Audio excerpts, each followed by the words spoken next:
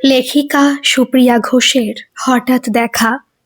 অফিসের ফাইলগুলো ব্যাগে ভরে সৌরনীল যখন ডালহৌসির মোড়ে দাঁড়ালো, তখন ধর্মতলার দিকে যাওয়ার রাস্তাটা জনসমুদ্রে পরিণত হয়েছে।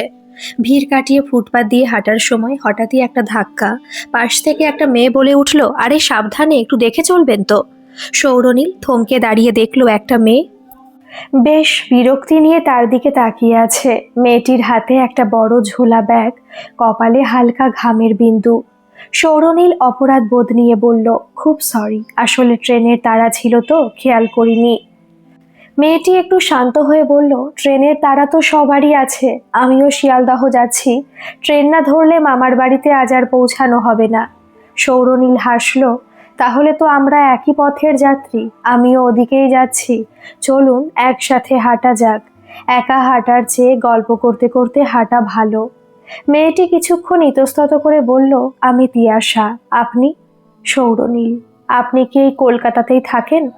তিয়াশা হাঁটতে হাঁটতে বলল, না, আমি পড়াশোনার জন্য পিসির বাড়ি থাকি, ছুটিতে মামার বাড়ি যাচ্ছি। আপনার অফিস বুঝি এখানেই? সৌরনীল ঘাড় নেড়ে বলল, হ্যাঁ, এই একঘেয়ে অফিস, সারাদিন শুধু ফাইল আর কম্পিউটার। সত্যি বলতে, আপনার সাথে ধাক্কাটা না লাগলে আজকের সন্ধেটাও সেই ক্লান্তিতেই কাটতো। তিয়াশা হেসে ফেলল, বলেন কি, ধাক্কা খাওয়াটাও কি তবে আপনার কাছে আশীর্বাদ? সৌরনীল সপ্রতিভভাবে উত্তর দিল, কিছু কিছু ধাক্কা মানুষকে থামিয়ে দিয়ে নতুন কিছু ভাবতে শেখায়। আপনার বাড়ি কোথায়? তিয়াশা উত্তর দিল, আমার বাড়ি আসলে অনেক দূরে, মফস্বলে, কিন্তু কলকাতার এই ব্যস্ততা আমার বেশ লাগে। দেখুন না, চারদিকে কত আলো, কত মানুষ, অথচ সবাই কত একা। ওরা লেনিন সরণি ধরে হাঁটছিল। সৌরনীল জিজ্ঞেস করলো, আপনি কি গান ভালোবাসেন? আপনার কথা বলার মধ্যে একটা ছন্দ আছে। তিয়াশা অবাক হয়ে তাকালো, কি করে বুঝলেন? আমি ছোটবেলা থেকে গান শিখি, রবীন্দ্রসঙ্গীত আমার খুব প্রিয়। সৌরনীল উৎসুক হয়ে বলল, তাই নাকি? আমার খুব প্রিয় গান এ পথে আমি যে চলি। আজ আপনার সাথে হাঁটতে হাঁটতে গানটার কথা খুব মনে পড়ছে। তিয়াশা গুনগুন করে দুগলি গাইল। রাস্তার কোলাহল যেন মুহূর্তের জন্য থমকে গেল সৌরনীলের কাছে। সে বলল, আপনি এত সুন্দর গাইতে পারেন, আগে বললে তো পুরো রাস্তাটায় গান শুনতে শুনতে আসতাম।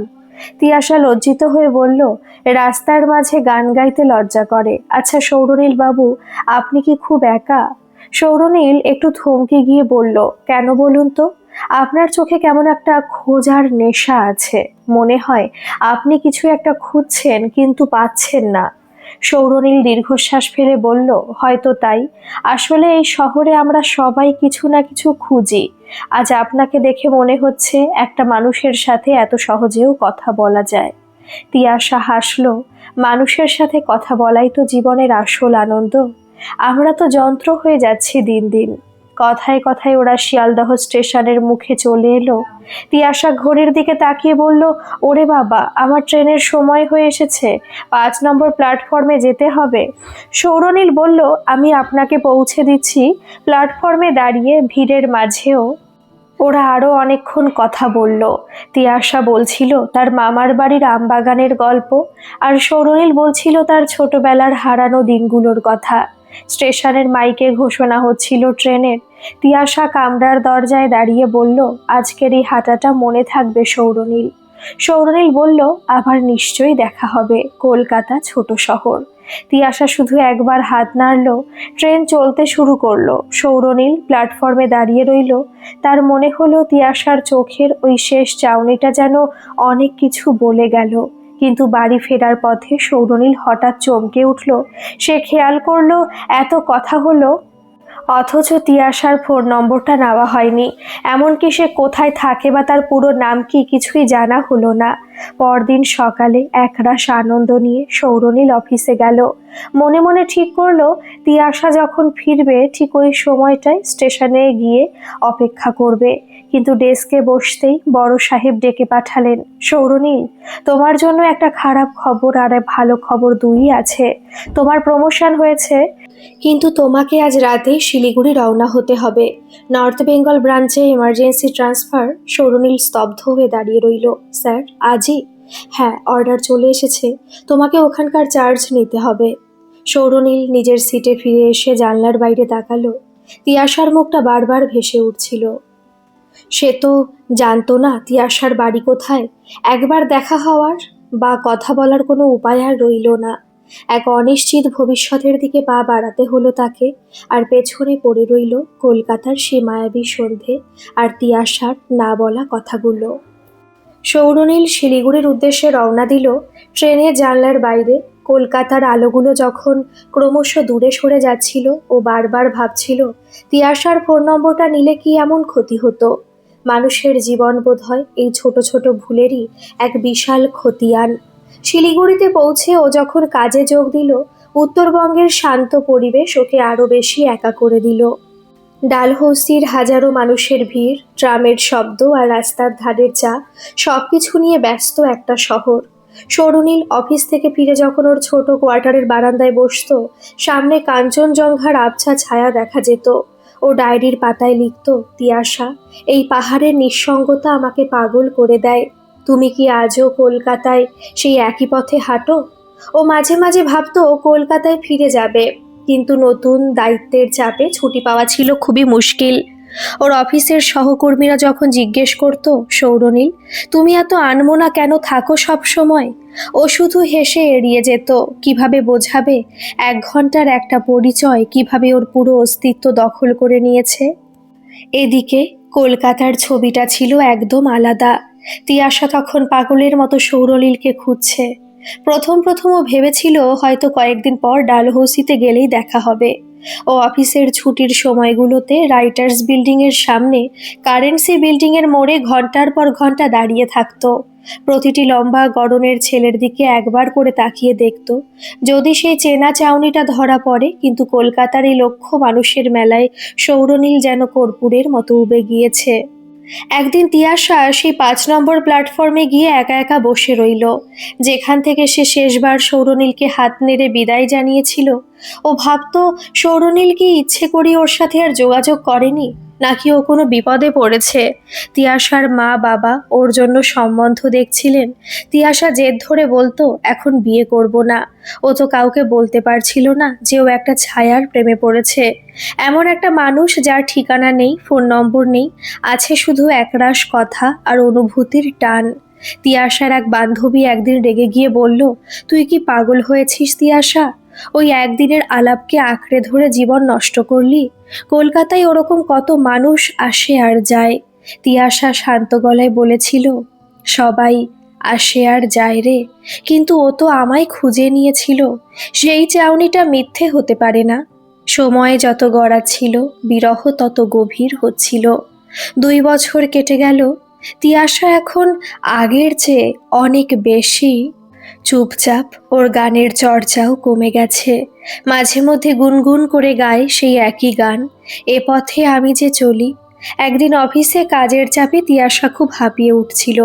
ওর বন্ধুরা মিলে ঠিক করলো একটা লম্বা ট্রিপে যাবে। সবাই নর্থ বেঙ্গলের কথা বলল। তিয়াশার প্রথমে একদম ইচ্ছে হচ্ছিল না, কিন্তু ওর বন্ধুরা ছাড়লো না, তাই বাধ্য হয়ে যেতেই হলো তাকে। সৌরনীল তখন খবর পেল তার এই ট্রান্সফারের মেয়াদ আরও বাড়ছে। ও হাল ছেড়ে দিয়েছিল। ও ভেবেছিল তিয়াশা হয়তো এতদিনে কারো ঘরণী হয়ে গেছে, হয়তো সে আর সৌরনীলকে মনেই রাখেনি।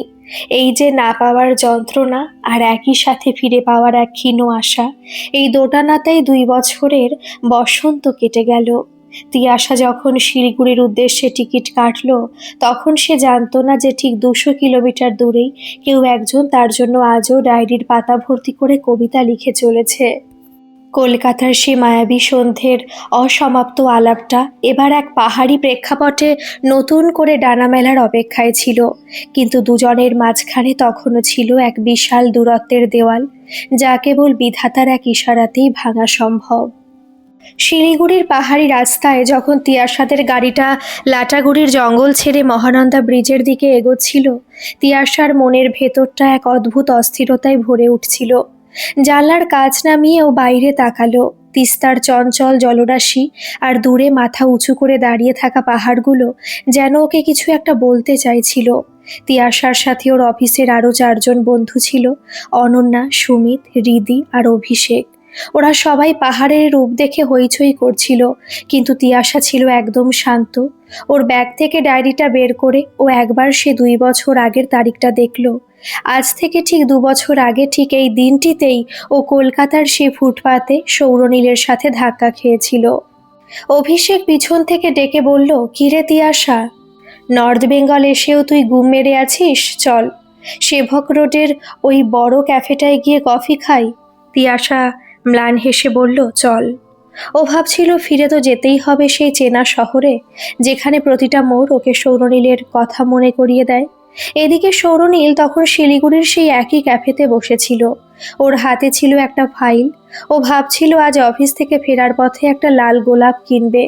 যদিও দেওয়ার মতো কাউকে পাশে পাবে না, তবুও ওই একটা গোলাপের গন্ধ ওকে তিয়াশার সান্নিধ্যের কথা মনে করিয়ে দেয়। সৌরনীল কফিতে চুমুক দিয়ে জানলার বাইরে দেখছিল। আকাশটা আজ ঠিক কলকাতার সে বিকেলের মতো মেঘলা। ও নিজের মনেই হাসল, আজকের দিনটাতেই তো আমার জীবনটা ওলটপালট হয়ে গিয়েছিল। ঠিক সেই মুহূর্তেই ক্যাফের কাচের দরজা ঠেলে তিয়াশারা ভেতরে ঢুকলো। ক্যাফেটা বেশ ভিড় ছিল, তাই তিয়াশার ওর বন্ধুরা একদম মাঝখানের একটা টেবিল দখল করলো। তিয়াশা যখন জ্যাকেটটা খুলে চেয়ারে রাখলো, ওর চোখ গেল জানলার ধারের শেষ টেবিলটার দিকে। সেখানে নীল শার্ট পরা একজন মানুষ মাথা নিচু করে ফাইল দেখছিল। তিয়াশার বুকের ভেতরটা হঠাৎ ধকধক করতে লাগলো। কেমন একটা চেনা অনুভূতি কাজ করলো, নাকি আবার সে চোখের ভ্রম? সুমিত মেনু কার্ড হাতে নিয়ে বলল, তিয়াশা, কি খাবি বল? তিয়াশা কোনো উত্তর দিল না। ও সম্মোহিতের মতো চেয়ার ছেড়ে উঠে দাঁড়ালো। অনন্যা অবাক হয়ে জিজ্ঞেস করলো, কি রে, কোথায় যাচ্ছিস? তিয়াশা কোনো কথা শুনতে পাচ্ছিল না। ও শুধু দেখছিল সে চেনা মানুষটাকে। ধীর পায়ে ও এগোতে লাগলো কোণটার দিকে। সৌরনীল তখন একটা হিসেব মেলাচ্ছিল। হঠাৎ ওর টেবিলের ওপর একটা ছায়া পড়ল। ও ভাবল হয়তো কোনো ওয়েটার এসেছে। মাথা না তুলেইও বলল, 1 কাপ ব্ল্যাক কফি প্লিজ। কিন্তু কোনো উত্তর এলো না। শুধু একটা খুব চেনা কাঁপা কণ্ঠস্বর কানে এলো, ব্ল্যাক কফি খেলে কি আগের কথাগুলো সব ভুলে যাওয়া যায় সৌরনীল? সৌরনীল যেন বাজ পড়ার মতো চমকে উঠল। ও ধীরে ধীরে মাথা তুলল। ওর চোখের সামনে এখন তিয়াশা দাঁড়িয়ে, ঠিক 2 বছর আগের সেই মুখটা, শুধু চোখের নিচে হালকা কালচে দাগ, যা দীর্ঘ অনিদ্রা আর অপেক্ষার সাক্ষ্য দিচ্ছে। সৌরনীল কয়েক সেকেন্ড পাথরের মতো বসে রইল। ওর মনে হলো ও কি কোনো অলৌকিক জগতে পৌঁছে গিয়েছে। ও তো ভেবেছিল তিয়াশা কেবল ডায়েরির পাতায় বন্দি এক চরিত্র হয়ে থেকে যাবে। ও অস্ফুট স্বরে বলল, তিয়াশা, তুমি এখানে? আমি আমি স্বপ্ন দেখছি না তো? তিয়াশার চোখের কোণ বেয়ে জল গড়িয়ে পড়ল। ও হেসে বলল, না, এটা স্বপ্ন নয়। আপনি আমায় না বলে হারিয়ে গিয়েছিলেন। আমি শুধু সে চেনা মানুষটাকে খুঁজতে এসেছি। কলকাতায় পারলাম না, তাই পাহাড় আমায় পথ দেখালো। সৌরনীল তিয়াশার হাতটা ধরতে গিয়েও থেমে গেল। ওর সারা শরীর কাঁপছিল। ও চেয়ার ছেড়ে উঠে দাঁড়ালো। তিয়াশা, আমি পরদিনই শহর ছাড়তে বাধ্য হয়েছিলাম। কতবার ভেবেছি তোমার ফোন নম্বরটা নিলে আজ হয়তো এই 2 বছরের যন্ত্রণা সইতে হতো না। আমি তোমায় কত খুঁজেছি জানো? তিয়াশা চোখের জল মুছে বলল, আমিও তোমায় খুঁজেছি সৌরনীল। ডালহৌসির প্রতিটি গলি আমি চিনে ফেলেছি তোমার নাম ধরে ডাকতে ডাকতে। আমি জানতাম আমাদের গল্পটা এভাবে শেষ হতে পারে না। বিধাতা আমাদের জন্য অন্য কোনো সমীকরণ লিখে রেখেছিলেন। ক্যাফের বাকি লোকজনের দিকে ওদের খেয়াল ছিল না। তিয়াশার বন্ধুরা দূরে হাঁ করে তাকিয়ে দেখছিল দৃশ্যটা। ওদিকে সৌরনীল আর তিয়াশা যেন সময়ের একটা নতুন মোড়ে দাঁড়িয়ে। সৌরনীল এবার গভীর আবেগে তিয়াশার দিকে তাকিয়ে বলল, তিয়াশা, সেবার স্টেশনে দাঁড়িয়ে যা বলা হয়নি এবার বলছি, আমি তোমাকে ভালোবাসি। এই 2 বছর তোমার প্রতিটি কথা আমার কানে প্রতিধ্বনিত হয়েছে। তিয়াশা ম্লান হেসে উত্তর দিল, আমিও তোমায় অনেক খুঁজেছি কিন্তু পাইনি। কিন্তু মনের একটা কোণে তুমি চিরকাল ছিলে আর থাকবে। এবার আর আমি তোমাকে হারিয়ে যেতে দেব না। বাইরে তখন ঝমঝম করে বৃষ্টি শুরু হয়েছে। শিলিগুড়ির সেই ক্যাফেটা যেন এক টুকরো কলকাতা হয়ে উঠল। যে বিচ্ছেদ 2 বছর আগে শুরু হয়েছিল, আজ পাহাড়ের কোলে তার একটা মধুরেণ সমাপয়েত হওয়ার পথ তৈরি হলো। কিন্তু জীবন তো এত সহজ নয়। আগামী দিনগুলো তো তাদের এই হঠাৎ পাওয়া সম্পর্কের ভবিষ্যৎ কি হবে? তিয়াশার বন্ধুরা হতবাক হয়ে তাকিয়েছিল, আর ক্যাফের অন্য প্রান্তের মানুষগুলো হয়তো একজোড়া মানুষের পুনর্মিলনের নীরব সাক্ষী হয়ে রইল। সৌরনীল তিয়াশার সামনের চেয়ারটা টেনে দিয়ে বসালো। তিয়াশার হাত দুটো তখনও কাঁপছিল। সৌরনীল বলল, আগে একটু শান্ত হও। বিশ্বাস করো, আমার মনে হচ্ছে আমি কোনো উপন্যাসের পাতায় ঢুকে পড়েছি। তিয়াশা একটা লম্বা শ্বাস নিয়ে বলল, উপন্যাসই তো। যে উপন্যাসে নায়ক কোনো এক অজ্ঞাত কারণে নায়িকাকে কোনো হদিশ না দিয়েই হারিয়ে যায়। তুমি কি জানো সৌরনীল, গত 2 বছরে কতবার আমি ওই একই নীল কুর্তিটা পরে ডালহৌসি গিয়েছি, যদি তোমার চোখে পড়ে যাই সেই আশায়। সৌরনীল অপরাধ বোধে মাথা নিচু করল। আমি খুব নিরুপায় ছিলাম তিয়াশা। ট্রান্সফারের অর্ডারটা এমনভাবে এলো যে নিঃশ্বাস নেওয়ার সময়টুকু ছিল না। কলকাতায় আমার কোনো বন্ধুকেও বলে আসতে পারিনি যে তোমার খোঁজ করতে। শিলিগুড়িতে এসে প্রথম কয়েক মাস আমি পাগলের মতো ছটফট করেছি। তুমি রোজ রাতে আমার স্বপ্নে আসো। তিয়াশা হেসে বলল, তুমি তো অন্তত জানতে আমি কোথায় থাকি, মানে কলকাতা শহরটার নাম তো জানতে, কিন্তু আমি তো তোমার অফিসের নামটাও জানতাম না। শুধু জানতাম তুমি ডালহৌসিতে কাজ করো, ওই বিশাল চত্বরে হাজার হাজার মানুষের ভিড়ে। আমি শুধু একটা ছায়াকে খুঁজেছি। সৌরনীল এবার তিয়াশার চোখের দিকে তাকিয়ে খুব দৃঢ় গলায় বলল, আর খুঁজতে হবে না, এবার আমি হাতটা ছাড়বো না। তিয়াশা, তোমার বাড়ির ঠিকানা আর ফোন নম্বরটা দাও। এবার আমি আর কোনো ঝুঁকি নিতে চাই না। তিয়াশা ব্যাগ থেকে কলম বের করে সৌরনীলের ডায়েরির শেষ পাতায় নিজের নম্বরটা লিখে দিল। তারপর হেসে বলল, এবারও যদি হারিয়ে যাও তবে কিন্তু আমি আর পাহাড় ডিঙিয়ে খুঁজতে আসবো না। সৌরনীল হাসল। সে বলল, এবার পাহাড় নয়, আমি নিজেই কলকাতায় ফিরে যাব। আমার এই প্রজেক্টের কাজ প্রায় শেষ। আগামী মাসে আমি রিট্রান্সফারের আবেদন করছি। আমি ফিরে আসছি তিয়াশা, আমাদের সেই পুরনো কলকাতায়। তিয়াশার বন্ধুরা তখন ধীরে ধীরে ওদের টেবিলের কাছে এগিয়ে এলো। অভিষেক মজা করে বলল, তিয়াশা, আমাদের তো আলাপ করিয়ে দিলি না। আমরা ভাবলাম নির্ঘাত কোনো পুরনো ঝগড়া মেটাচ্ছিস। তিয়াশা লাজুক হেসে সৌরনীলের সাথে সবার পরিচয় করিয়ে দিল। ওই বিকেলে ক্যাফে থেকে বেরোনোর সময় আকাশটা পরিষ্কার হয়ে গিয়েছিল। পাহাড়ের বুক চিরে রোদের একটা রেখা দেখা দিচ্ছিল। পরের 1 মাস দুজনের কাটলো ফোনের ওপর নির্ভর করে। রোজ রাতে ঘন্টার পর ঘন্টা কথা। 2 বছরে না বলা সব কথা যেন ফুরোতেই চাইছিল না। তিয়াশা বলতো তার গানের গল্প, আর সৌরনীল শিলিগুড়ির প্যাকিং করার মাঝেই শোনাতো তার ফেরার প্রস্তুতির কথা। তিয়াশা জানতে পারলো সৌরনীল ওর জন্য একটা ডায়েরি ভর্তি করে চিঠি লিখেছে, যা কোনোদিন ওকে শোনানো করা হয়নি। অবশেষে সেই দিনটা এলো। হাওড়া স্টেশনের যখন ট্রেন থেকে সৌরনীল নামলো, সামনেই দাঁড়িয়েছিল তিয়াশা। সেই প্রথম দেখা হওয়ার দিনের মতো আকাশটা আজও একটু মেঘলা, কিন্তু আজ আর ভিড়ের মাঝে হারিয়ে যাওয়ার ভয় নেই। সৌরনীল কাছে এসে তিয়াশার হাতটা ধরল। তিয়াশা বলল, চলো আজ আবার একসঙ্গে অনেকটা পথ হাঁটি। সৌরনীল মাথা নাড়ল, না, আজ আর হাঁটবো না। আজ সোজা তোমার বাড়িতে যাব, তোমার বাবার সাথে কথা বলবো। এই 2 বছরের পাওনা গন্ডা সব বুঝে নিতে হবে তো।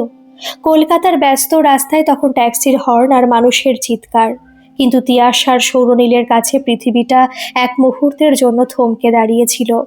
যে মিলনের জন্য ওরা 2 বছর অপেক্ষা করেছে, সেই মিলন আজ সার্থকতা পেল। গঙ্গার পাড়ে দাঁড়িয়ে সৌরনীল তিয়াশার কানে কানে বলল, মাঝে মাঝে হারিয়ে যাওয়া ভালো তিয়াশা, না হলে খুঁজে পাওয়ার এই তীব্র আনন্দটা হয়তো কোনোদিন অনুভব করতে পারতাম না। তিয়াশা শুধু মাথাটা সৌরনীলের কাঁধে রাখলো। কলকাতার রাস্তায় আবার বৃষ্টি নামলো, কিন্তু এবার সে বৃষ্টিতে বিরহ নয়, আছে এক ভালোবাসার ছোঁয়া। গল্পটি কেমন লাগলো অবশ্যই কমেন্ট করে জানাবেন, আর ভালো লাগলে একটা সাবস্ক্রাইব করে আমার পাশে থাকবেন। ধন্যবাদ।